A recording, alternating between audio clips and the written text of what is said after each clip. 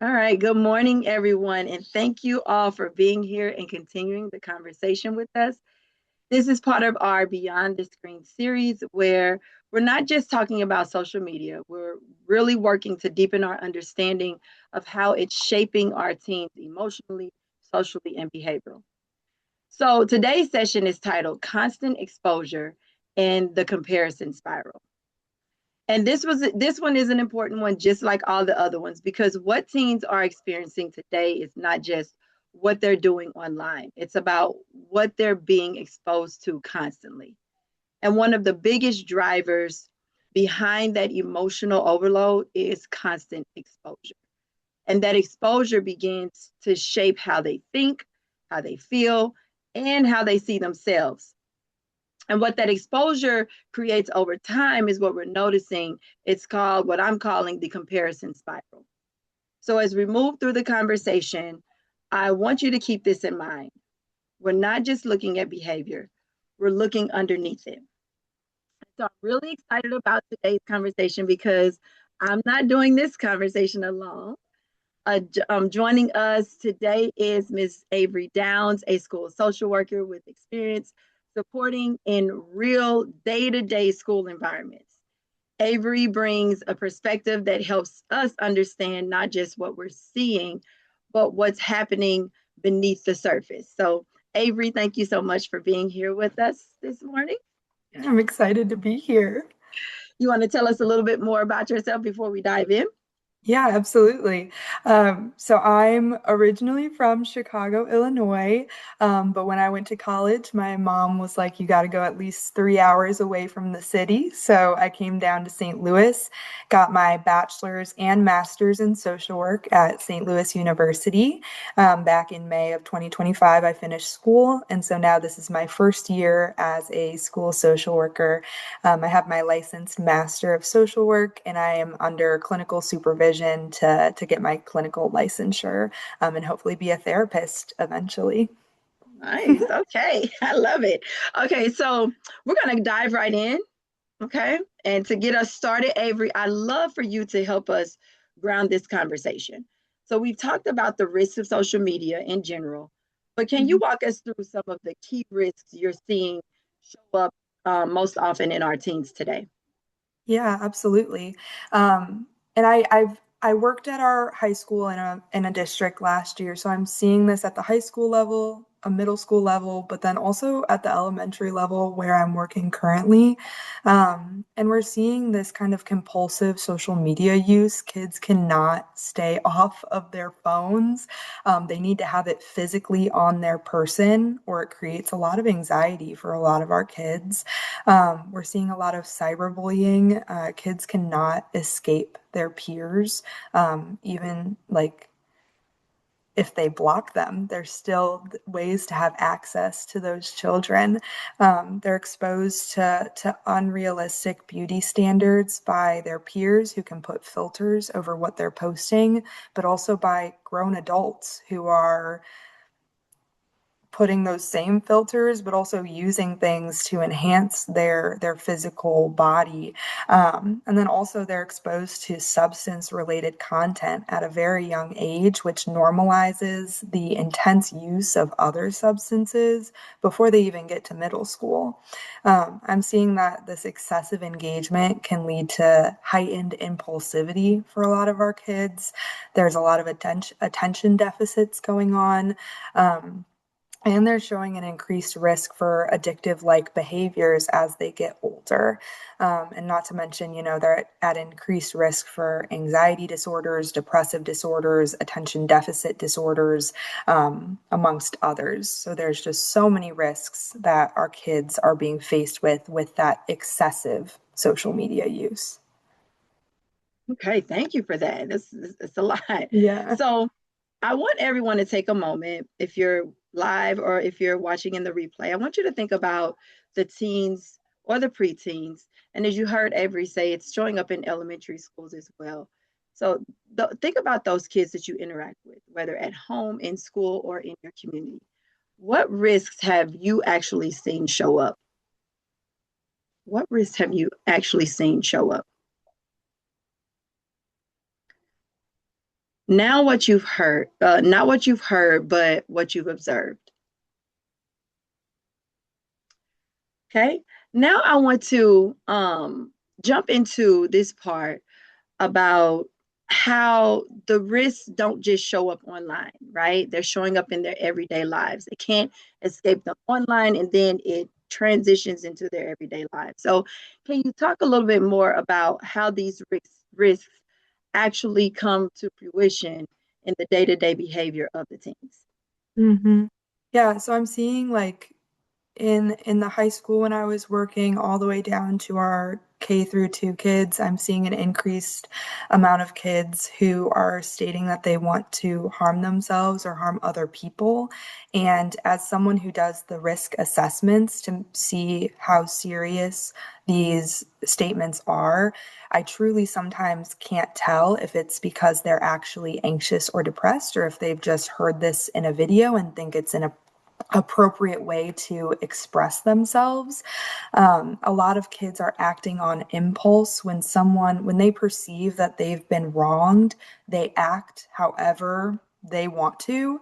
And when I process it with them later, whether that's a physical fight, saying something inappropriate, honestly, screenshotting videos online and posting them maliciously about their peers, they they claim like when I ask what were you thinking, they're like I wasn't. There was no thought about how this could impact the other person, what the consequence could be for me or any of the effects. They just do it and it happens and they can't explain why. They don't have the memory to remember why they were doing these things. And we see a lot of like highly anxious children. There's a lot of crying at all levels in our schools, lashing out, refusal to do things that are not interesting to children. They don't know how to be bored anymore or engage in something that's not immediately gratifying or fun. So they're really struggling in the school setting when they have their feed is just filtered to be exactly what they want when they want it. And then we expect them to come to school and sit for 7 hours and do something that they are not interested in. So they refuse to participate, and we're seeing that a lot. Yes. And that connects directly to what we talked about in our last session. What we see as behavior is often a response to something deeper. And because everything is just so instant and their brains are still developing, that why is really difficult for them to answer. And so this norm that they are exposed to is something that they think this is how I should do because this is what everybody else does. But in reality, it's causing a lot more harm than it is good. So one of the things that has come up in this conversation, I think is really important for us to understand is how social media functions almost like a dopamine system, right? So, can you break that down for us in a way that helps us understand what's happening in the brain? Yeah, absolutely. So dopamine, one of our neurotransmitters, one of many, but it functions as the brain's reward and motivation chemical. So it regulates how much pleasure, focus, motor control, and reinforced learning is going on in your brain. And the reinforced learning is really what applies to that social media use because dopamine reinforces behaviors by creating that feel good sensation when you achieve a goal. So, like someone following you on Instagram, like you get that hit of dopamine. Or even if you eat something that's really yummy or experience pleasure of like you're hanging out with your friends and someone makes you laugh, you get that hit of dopamine and it encourages you to repeat that behavior, so that you can keep getting that dopamine. And it's really crucial for focus and memory, which I think is also really interesting.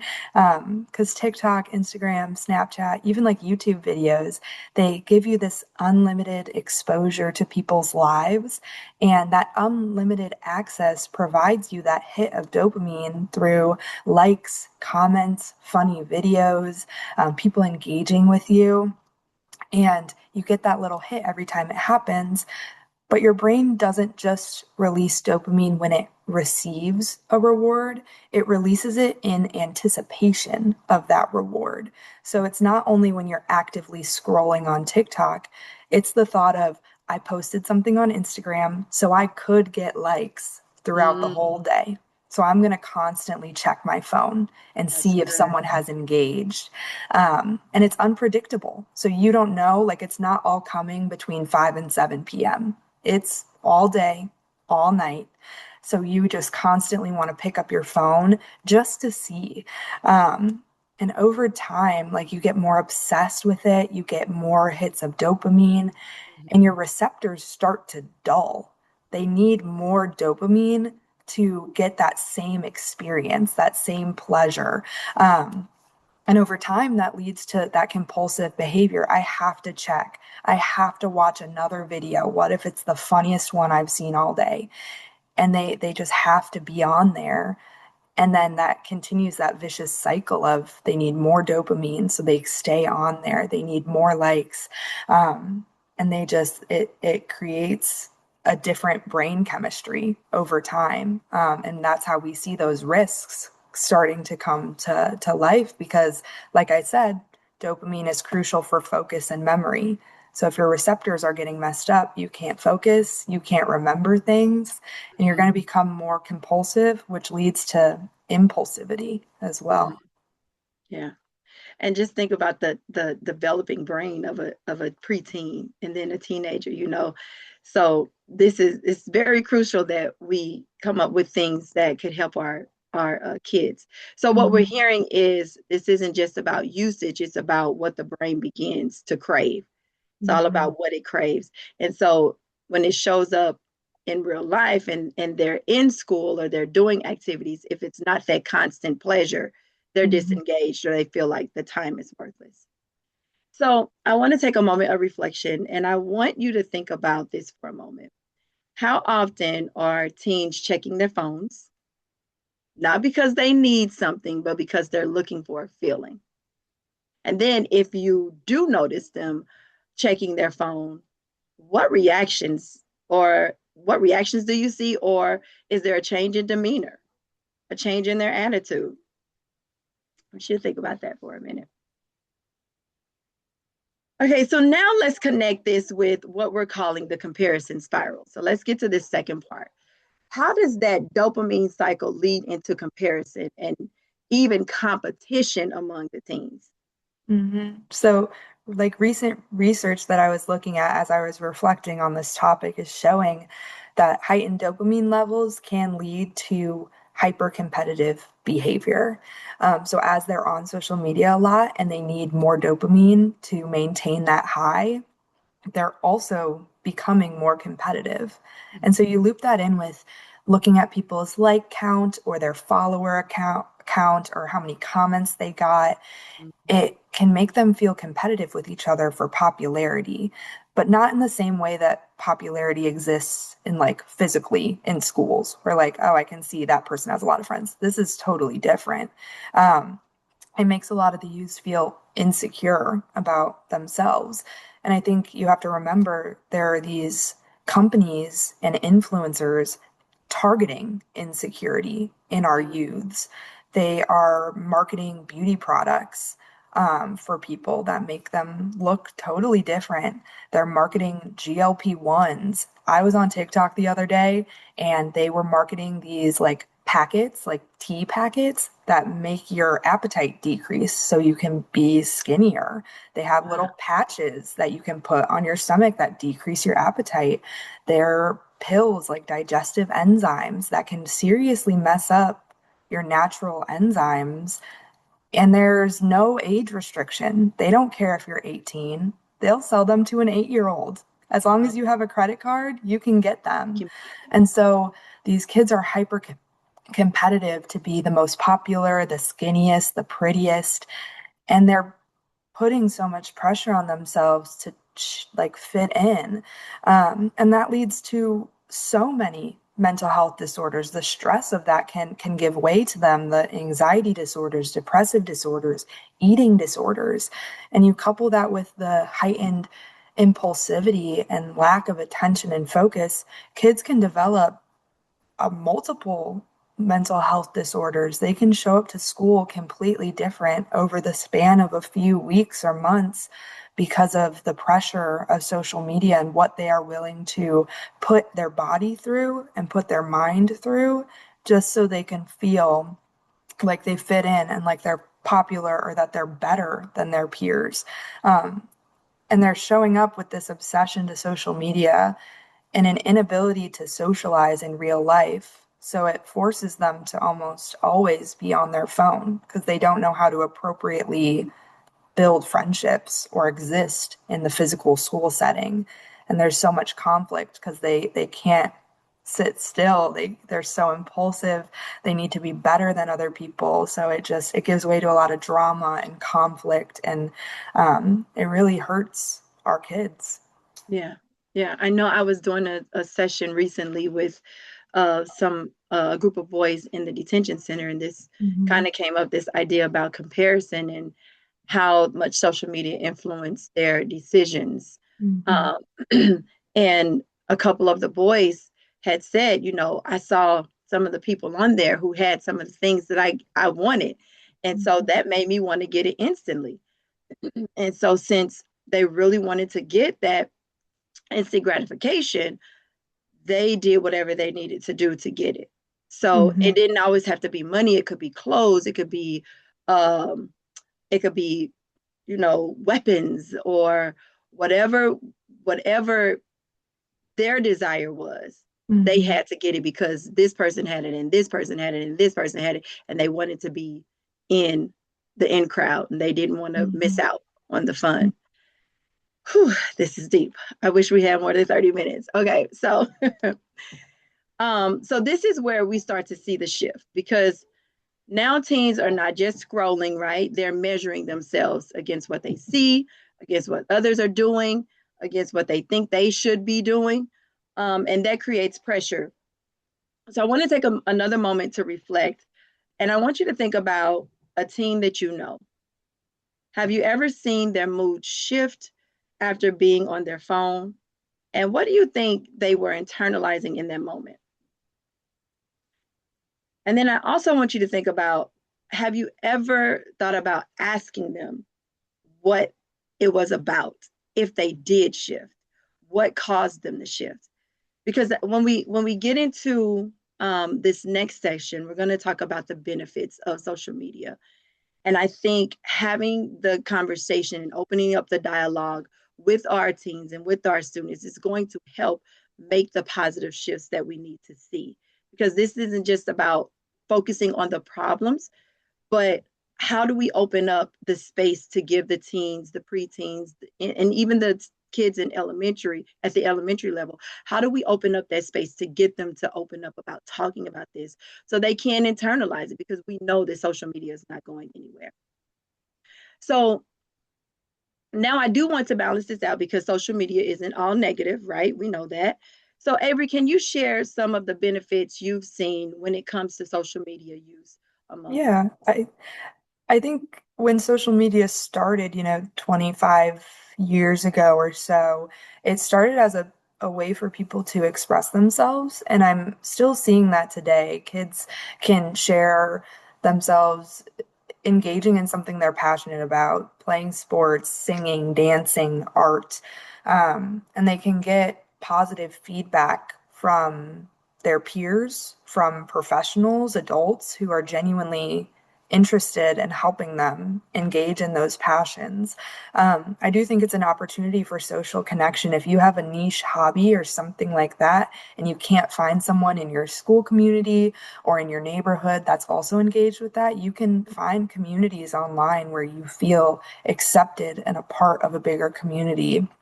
And there is opportunities for kids to learn new hobbies about the world, gain empathy for others who are having different lived experiences than them while still physically being in their community.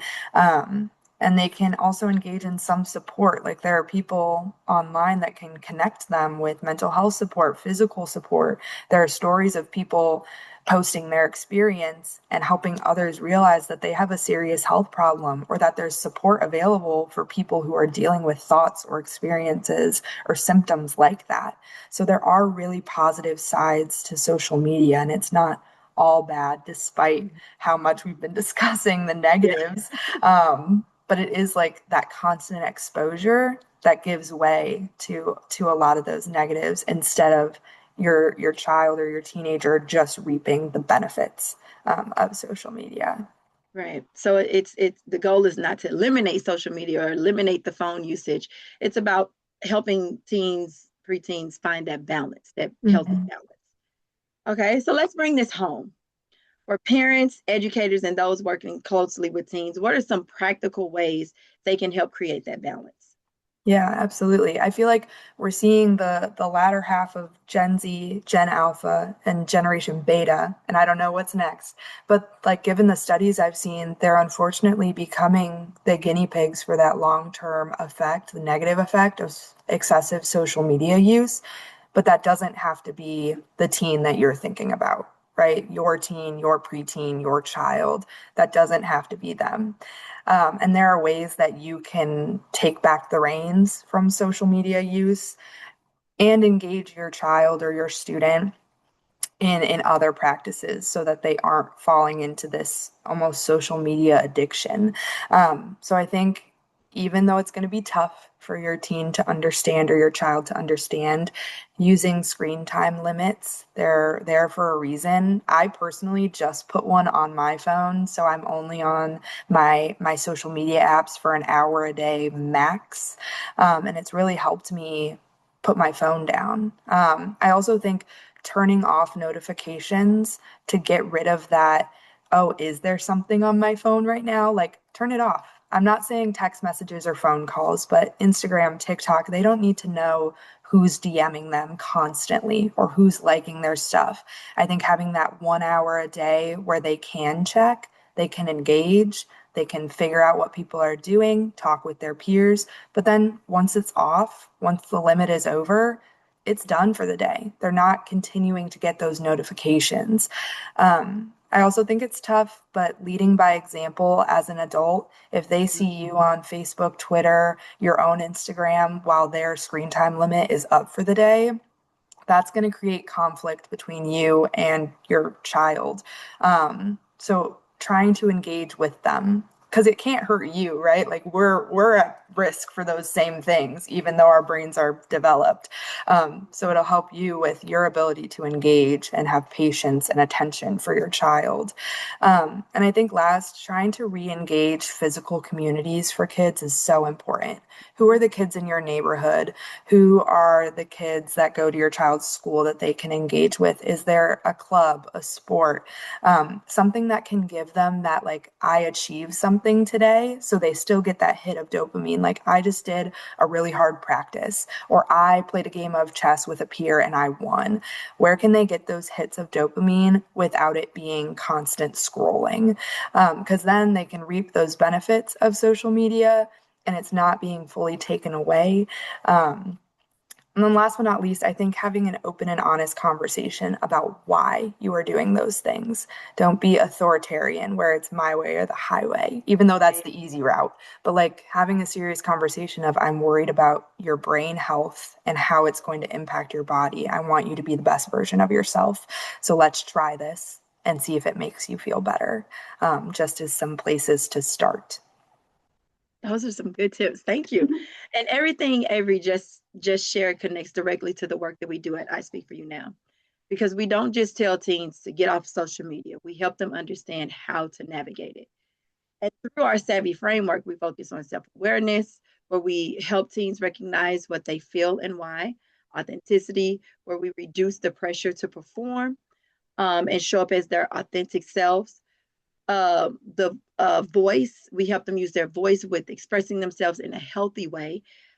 We also help them put their values in actions where they make aligned decisions. And then if they don't know what their values are, we help them create those values. And of course, we know values can change as we grow. And then all of that is to show your impact, which is their impact, and understanding how their actions affect your themselves and others. And when teens begin to develop in these areas, they don't just change their behavior online, they change how they show up everywhere that they go. So as we close, I want to leave you with this. Teens are not just scrolling, they are absorbing. And what they do absorb shapes how they see themselves. So our role is not just to monitor the behavior, but to help them understand their experiences. So this is how we keep the conversation going. I want you to visit us on ispeakforyounow.org, where you can find our next session where we talk about the importance of a digital detox. I know it's very, very scary to think about going a long amount of time without your phones, but it's very important because that is something that we all need to do. Detox from social media, detox from using our phones, and just reconnect. And that's very important to us with what we do in I Speak for You Now. So thank you all for being here. And Avery, thank you again for sharing your insight with us today. Yeah, thank you for having me.